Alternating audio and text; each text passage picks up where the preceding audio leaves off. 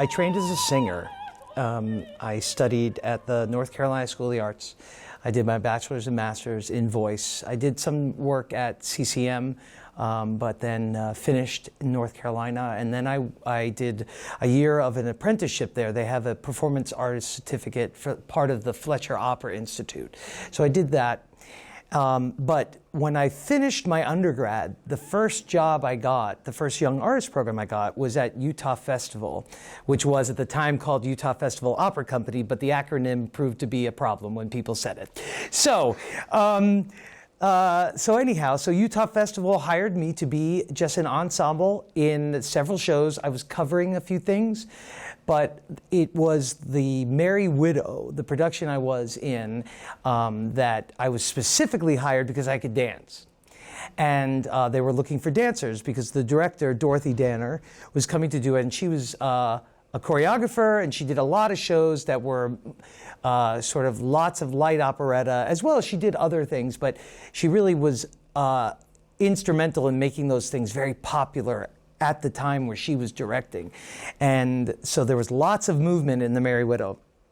And so I was just in the chorus, and she made me feel like my contribution was so important. I had never been in a situation where I had been in an ensemble where the director was like, actually, if you turn with your right shoulder and then look at them over there, that's going to be stronger. And I was like, I'm just one of 20 on this stage. And she thought that contribution was so important. And so it really changed how I felt about being in a production, period.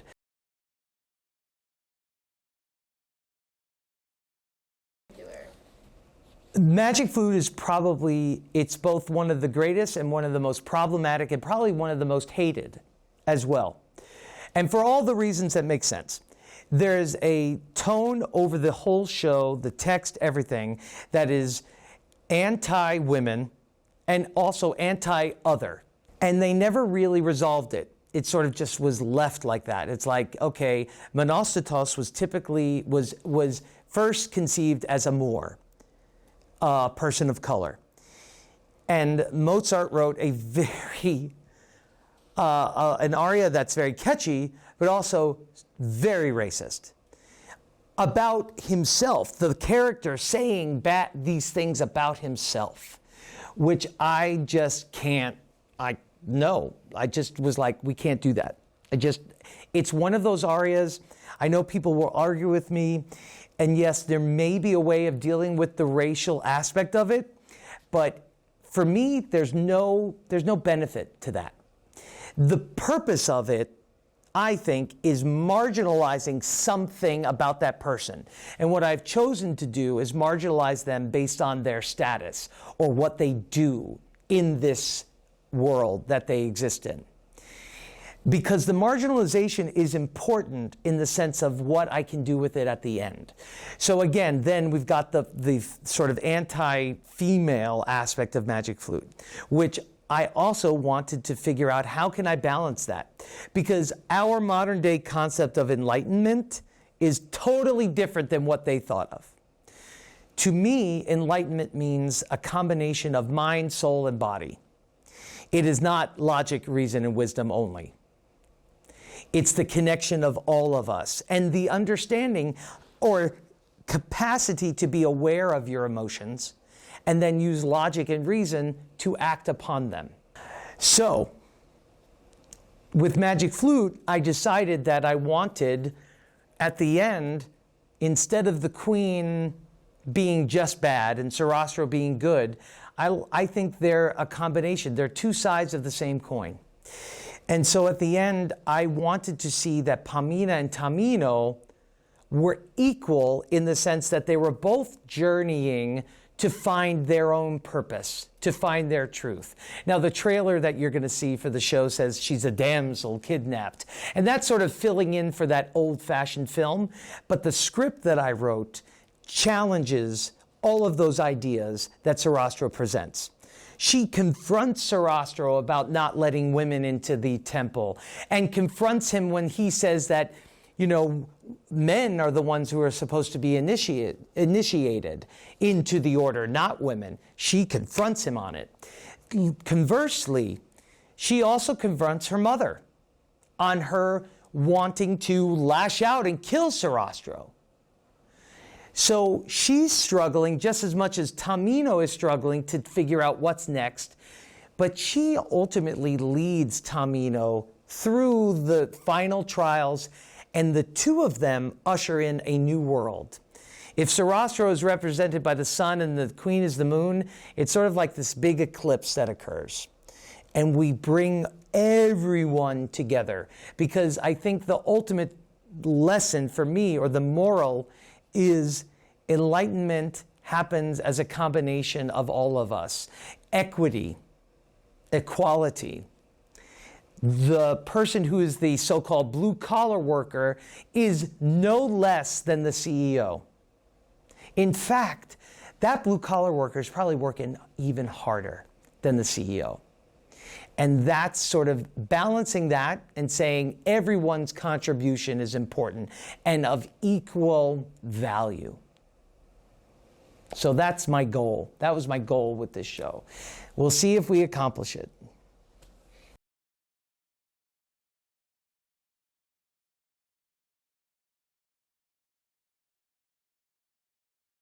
This is similar into sort of a subject as talking about how you approach something and maybe not reinvent the wheel in terms of updating it, but trying to find a way of having an audience who's never experienced it come in and feel like it's the most fresh and vital and exciting thing they've ever seen.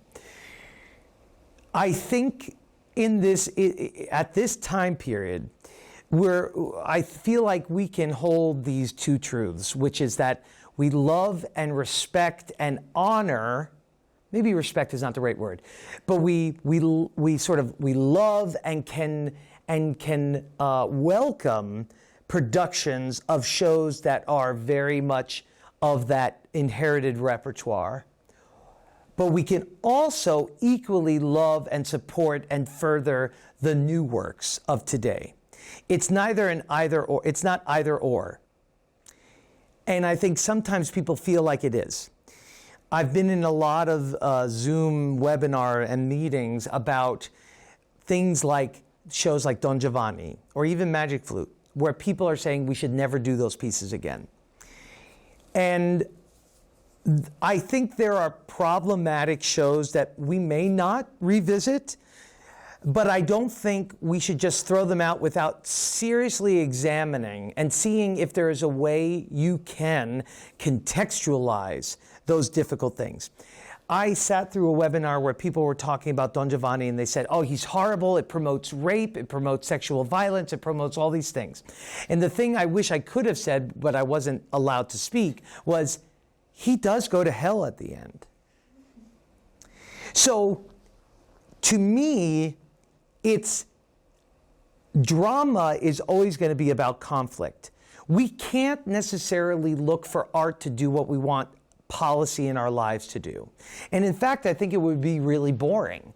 If everything in art was like there was no conflict or no anything and everything was a utopia, why would we watch it? I think we are looking for ways we want to see ourselves. I think sometimes we want to have something we relate to. But we also want to see what someone would do in a certain situation. How do they behave? I don't think we should shy away from these difficult things. I don't think we should shy away from the Monostatos or the Magic Flute. But we have to figure out how do we contextualize it so that we're not just saying, yeah, it's okay that women are just, set aside. It's okay that we say that, people of color are bad in the case of Monostatos. It's not okay. It's how do we show that within the context of the show. And if you can't do that, that's when I start to question whether or not it's worth it.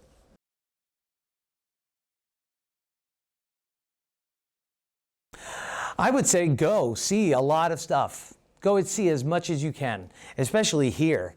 I mean, not only the operas, but also musical theater, dance, everything.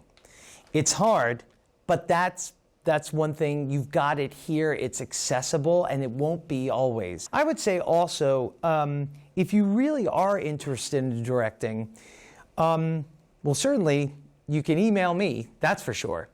But I would say seek out ways of learning more about it, possibly through some books. There's lots of books on directing. I would recommend anything written by Peter Brook. There's a book called The Empty Space, An Empty Space. Well, they'll look it up. Peter Brook, Empty Space. And it's a fascinating look at his approach to directing. But what I love about it is that he's not saying, this is not like a method. I'm telling you what I think. And it opens your mind to the possibilities. Another thing is, again, reaching out to different directors, seeing as much as you can. And if you really, really are interested, then figuring out a way of, what class could I take that's going to give me that, a little bit more insight. And I know there's an opera production class. I don't know if it goes through backstage or sort of that aspect of it, or it just talks about opera in general. But definitely opera history. If you're really interested in being an opera director, opera history or opera literature, understanding the sort of the mass, the scope of literature that's out there. And, talking to whatever directors come through this door, trying to reach out and see if you can just have a moment to chat with them and just ask them some questions. I know that any of the directors that we have coming this year, Candace Evans, Camille Howard, and Crystal Manich, they would all love to be able to talk to somebody about directing, I think. And Crystal especially, I know I've worked extensively with her. I mean, I know her very well. She would be wonderful to talk to, but all of them would. Yeah. I think we're going to try to get some of them in for some well-advised lunches or something. That's something we do a lot, is have them come and talk. That's great. I mean, all three of them would be fantastic because they're all at different stages of their career. And also, Camille, for example, does a lot of more of plays. She has done operas, but she does a lot of just plays. And I don't know if she's done musicals. Is she at the Met right now? What is she? I don't know where she is. She's directing a play right now somewhere, I think. But she has assisted at the Met. She's such an interesting person, and so I think she's got a lot. They have just different vantage points. Candace was a dancer at one time. Crystal has done a lot of film, so they all have these different sort of ways of looking at it, and so I think that's going to be fabulous for anyone who's interested in directing or production.